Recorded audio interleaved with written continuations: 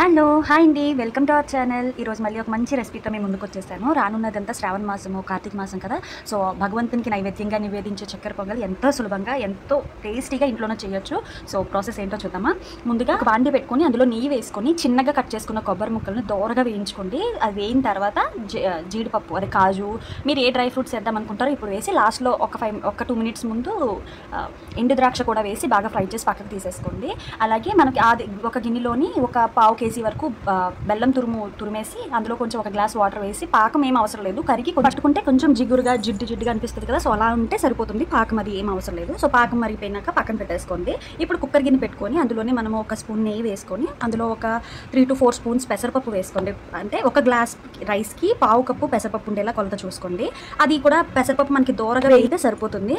ఆ వేగిన దాంట్లోనే మనము ముందుగా కడిగి పెట్టుకున్న ఒక గ్లాస్ రైస్ని కూడా వేసేసుకొని ఒక గ్లాస్ రైస్కి 2 glasses వాటర్ వేసేసేయండి, సరిపోతుంది.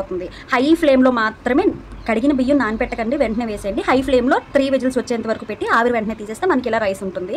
సో అందులో ముందుగా మనం మరగపెట్టుకున్న పాకం ఉంది కదా, అది ఏదైతే ఉందో అది వడకపెట్టుకొని వేసుకోండి. ఎందుకంటే పాకంలోని బెల్లంలోని మనకి చిన్న డస్ట్ పార్టికల్స్ ఉంటాయి, లేదా ఇసుక కూడా ఉండే ఛాన్స్ ఉంటుంది. సో వడకపెట్టుకొని వేసుకొని ఆ పాకంలోనే మనకి రైస్ అనేది ఒక 10 to 15 minutes అనేది బాగా ఉడికేలా చూడండి.